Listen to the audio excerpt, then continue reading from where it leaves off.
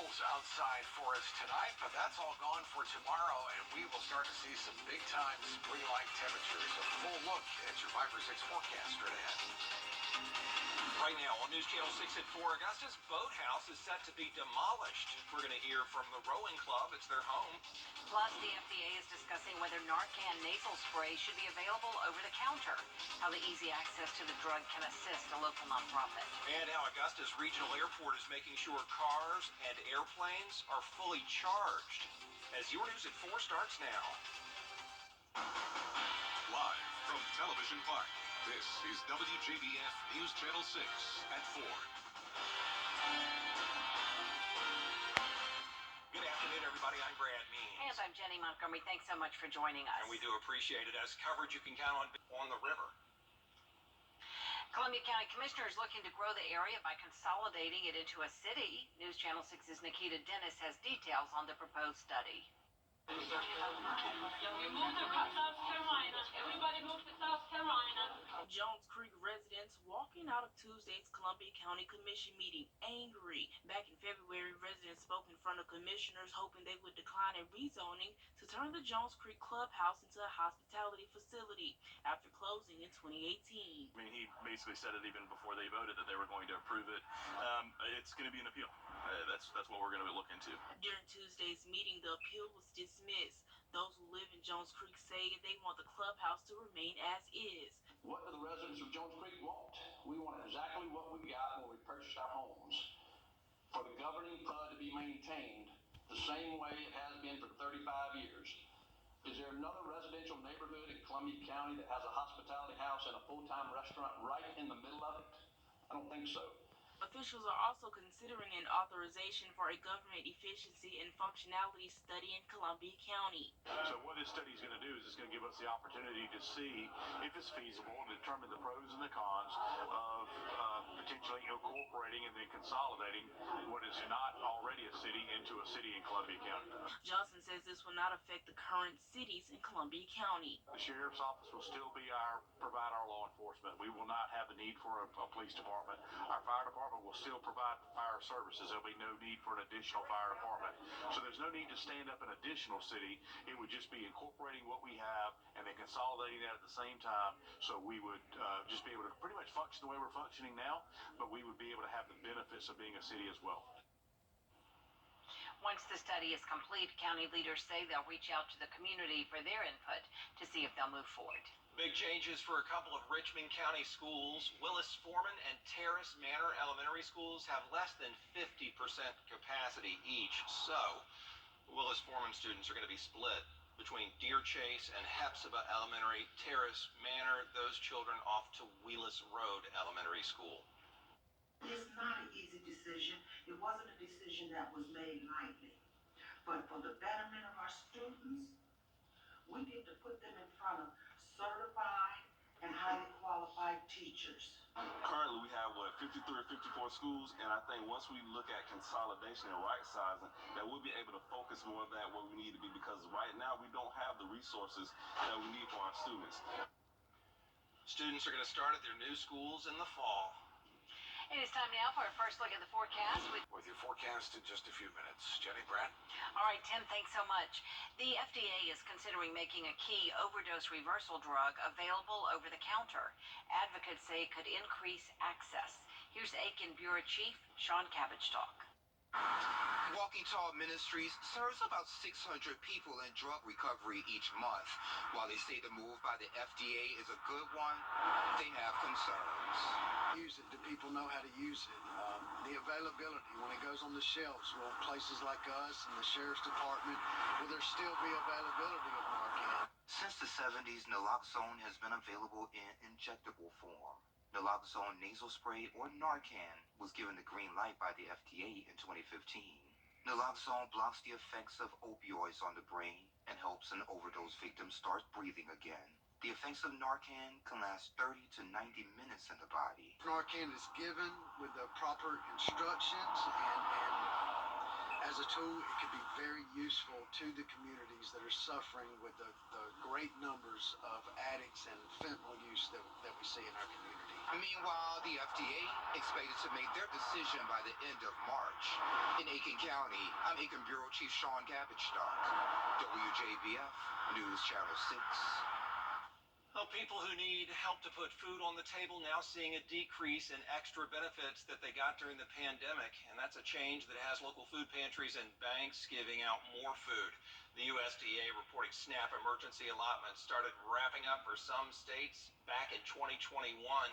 The additional dollars in for all states in the country this month. What about Georgia? Their benefits stopped last May. South Carolina hasn't been giving the extra money since January, and Golden Harvest Food Bank is feeling that, seeing an additional need across the 25 counties it serves. Community Ministry of North Augusta also seeing a need among its families and new ones that are trying to come in.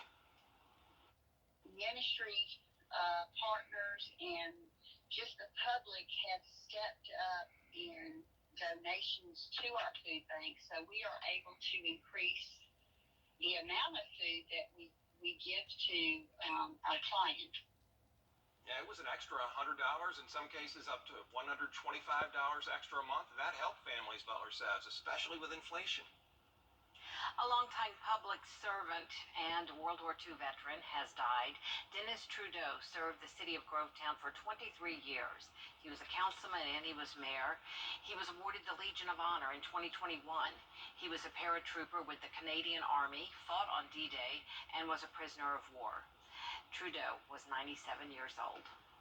Augusta Regional Airport getting some new electric chargers today, and that's a big deal for this community and this entire state. Here's Hannah Latier. I'm in Beta Technologies' electric aircraft flight simulator at the airport, which is located next to its new electric charging station, Express One in Georgia. It was unveiled at a ribbon-cutting ceremony on Wednesday, with representatives from the airport, Beta Technologies, Georgia Department of Transportation, and Georgia Power in attendance. There's a charger for electric aircrafts inside the airfield fence, as well as 3 dual-port chargers for electric ground vehicles. With this new all-electric infrastructure, those involved believe we're taking a step towards a more sustainable and efficient future. Roughly 28% of the country lives in areas where they either have to pay more money or just wait a lot longer to get a package. So as these types of transportation come online, those costs on the operating side come down, and we're just able to serve more and more of the U.S. population. All of the electric chargers should be up and running shortly, and the electric aircraft that Beta Technologies is currently developing is still going through certifications, but it has plans to be in service by 2025. In Augusta, Hannah Latier, WJBF News Channel 6. In Burke County, a new position is being created to help fight violent crimes. It's all thanks to a $100,000 grant from the Sheriff's Office, a grant that the Sheriff's Office has received, rather. A crime analyst position will be created. Sheriff Alfonso Williams says it's rare to have one at a rural law enforcement agency, and that it will make a big difference. This means that investigators will be able to spend more time in the field, where the rubber meets the road, interviewing witnesses and chasing down suspects, following up on cases that are not stuck behind the desk trying to understand data. A crime analyst is expected to be hired in the next few weeks. A new proposal made at a recent commission meeting to more humanely reduce the number of stray cats in Augusta. Best Friends Animal Shelter partners with Augusta Animal Services to reduce the number of dogs and cats being put down in the city. Carrie Ducote serves as National Director of the Shelter Collaborative Program at Best Friends. She tells us Augusta is number 1 in the state of Georgia and number 33 in the country for the greatest number of euthanizations. And so last week, she proposed a trap, neuter, and return plan. This will help reduce the number of cats they have to put down. We don't want to be negligent of the issues that these cats cause for people. They can be serious nuisances, and we completely understand that. We just recognize that the best way to solve those nuisance behaviors from the cat is not to remove them, instead to work with the people who are feeding the cats and work with the people who are having issues with the cats, get them sterilized, get them vaccinated, make sure that they're not having any more kittens, and that we're protecting public health. Now, due to some concerns, this proposal has been sent back to the Public Safety Committee. They plan to return to it April 11th, and we're going to have a lot more on this story about how to save a lot more of those sweet cats coming up on News Channel 6 at 5. Two groups inviting the public to meet on the green in May to help men recovering from substance abuse. Game Changers and Emmanuel House are hosting their second annual golf tournament at Bellmead Country Club in Thompson. The event will be an 18-hole shotgun start tournament. Organizers say it is captain's choice, lunch will be provided, and a small dinner after the tournament during an award ceremony. All proceeds will help men recovering from drug addiction through Game Changers and 143 Ministries.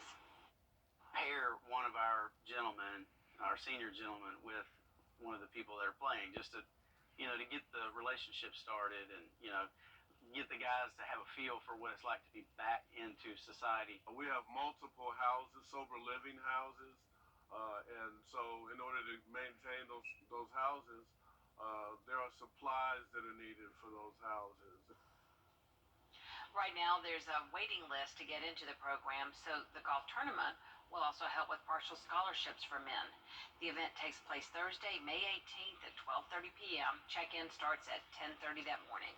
Coming up on News Channel 6, the Federal Reserve once again announcing some changes. Why it's raising interest rates. We've got the details for you when we come back. Reserve once again announcing some changes. Why it's raising interest rates. We've got the details for you when we come back.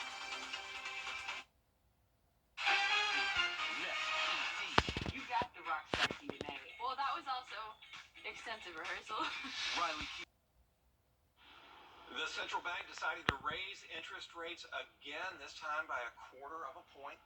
The decision comes in the aftermath of two regional bank failures, the takeover of international banking giant Credit Suisse by Wjbf, and a chaotic couple of weeks on Wall Street.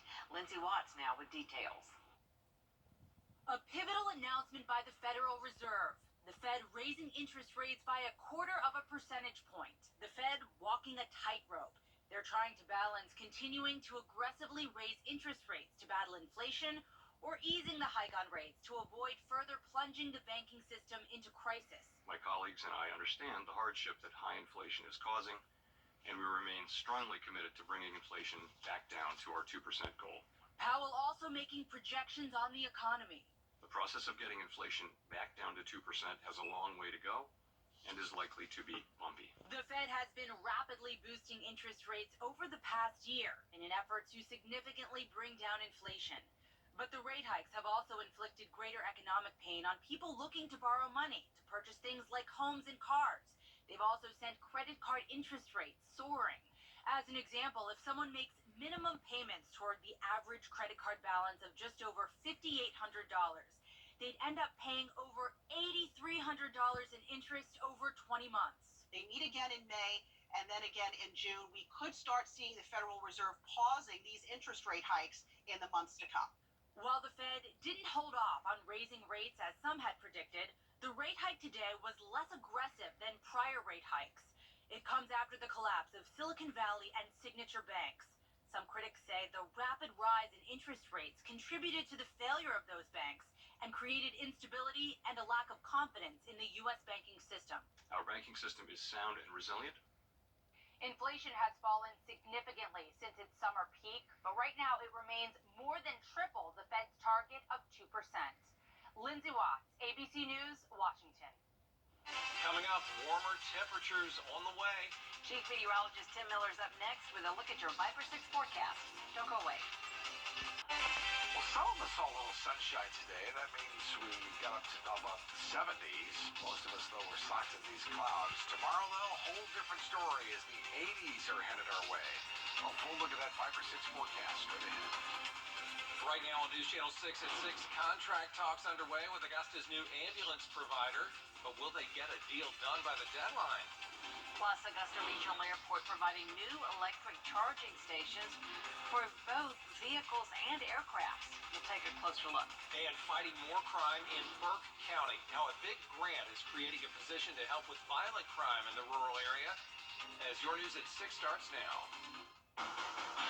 Live from Television Park, This is WJBF News Channel 6 at 6. Good evening, everybody. I'm Brad Means. And I'm Jenny Montgomery. Thanks for joining us. We do appreciate it. Coverage you can count on continues with ambulance service in Augusta facing an emergency. Central EMS is set to start taking calls May 1st. Well, Gold Cross is leaving early. News Channel 6's George Escala has the story. Future ambulance service in Augusta up in the air as the city continues negotiations with new state-designated provider, Central EMS. It means that we're going to have to get things moving quicker from a subcommittee standpoint to get back to the commission so we can make the determination from the subsidy standpoint. Gold Cross is handling emergency calls on a monthly contract until Central takes over May 1st, but Gold Cross submitting its 30-day notice saying it will stop operations April 21st. At Central's job fair this week, it hired more than 100 new employees, many of which had worked for Gold Cross. Now Central is actually hiring their employees $2 to $5 more an hour, which is kind of underhanded, but I guess that's business. City leaders saying Gold Cross leaving 9 days before Central is set to take over needs to be immediate commission business. We definitely have to have a conversation next week on Wednesday's commission agenda about this, the path forward, the subsidy rate. I think it's time that we discuss the subsidy rate. I'm hoping today the numbers will be discussed. If they're not, we need to discuss them next week. At today's EMS subcommittee meeting, the Gold Cross situation was discussed, but no numbers in terms of a subsidy. Central EMS assuring the committee it will do what needs to be done to respond to calls after Gold Cross leaves. We are not going to leave citizens where they don't have an ambulance. You know, is that stressful? Yes, it is. Did we have contingency plans in order to do this? Yes, we did. Transitioning to a new ambulance company was always going to be difficult work, but now this work is getting a lot more difficult. In Augusta, George Escala, WJBF, News Channel 6. The Augusta Rowing Club is disappointed by the Augusta Commission's decision to tear down the boathouse. City leaders voting to get bids on demolishing the structure. The Rowing Club has... Brad and Jenny. All right, Tim, thank you. A new proposal made at a recent commission meeting to more humanely reduce the number of stray cats in Augusta. Best Friends Animal Shelter partners with Augusta Animal Services to reduce the number of dogs and cats being put down in the city. Carrie Ducote serves as National Director of the Shelter Collaborative Program at Best Friends. She says Augusta is number 1 in the state of Georgia and number 33 in the country for the greatest number of euthanizations. Last week, she proposed a trap, neuter, and return plan. We don't want to be negligent of the issues that these cats cause for people. They can be serious nuisances, and we completely understand that. We just recognize that the best way to solve those nuisance behaviors from the cat is not to remove them, instead to work with the people who are feeding the cats and work with the people who are having issues with the cats, get them sterilized, get them vaccinated, make sure that they're not having any more kittens, and that we're protecting public health. Due to some concerns now, the proposal has been sent back to the Public Safety Committee with a plan to return to it on April 11th. Augusta Regional Airport getting some new electric chargers today, and they're not just for cars. Hannah Latier explains why this is a big deal for our state and community. I'm in Beta Technologies' electric aircraft flight simulator at the airport, which is located next to its new electric charging station, its first one in Georgia.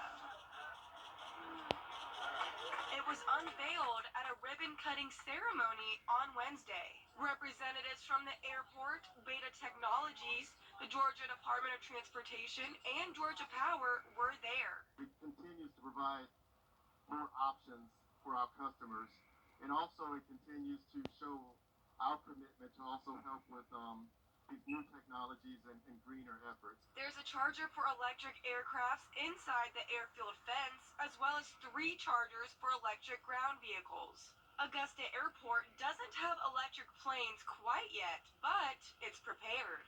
Electric aviation is coming faster than most people realize, and it's something we have to plan for. Beta Technologies, based out of Burlington, Vermont, has a couple of prototypes it's working on. We've done missions as long as 2,400 nautical miles in a multi-step journey from our headquarters in Vermont all the way out to Bentonville and back. They're starting off safe first. Our go-to-market strategy is very much focused on cargo, military, medical transport first, and then we expect to have literally thousands of safe flight hours in those spaces before we move quickly into passenger after that. With this new infrastructure, many believe we're taking a step towards a more sustainable and efficient future. As these types of transportation come online, those costs on the operating side come down, and we're just able to serve more and more of the U.S. population. All of the electric chargers should be up and running shortly, and the electric aircraft that Beta Technologies is currently developing is still going through certifications, but it has plans to be in service by 2025. In Augusta, Hannah Latier, WJBF News Channel 6.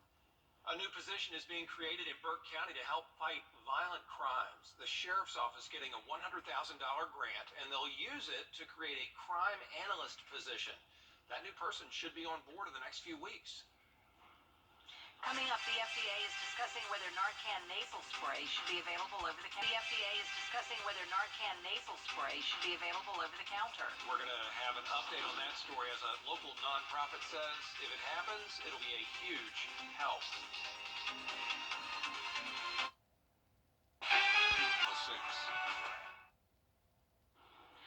The FDA is considering making a key overdose reversal drug available over the counter.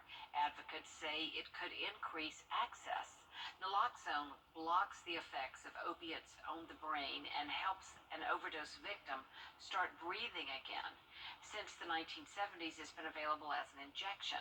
The nasal spray, or Narcan, was given the green light by the FDA in 2015. Walking Tall Ministry serves about 600 people in drug recovery each month. While they say the FDA's potential action is a great first step, they have concerns. Do people know how to use it? The availability, when it goes on the shelves, will places like us and the Sheriff's Department, will there still be availability of Narcan? The FDA is expected to make its decision by the end of this month. People who need help to put food on the table now dealing with life after pandemic benefits. SNAP money going back down now. It's a change that has local food pantries and banks giving out more food.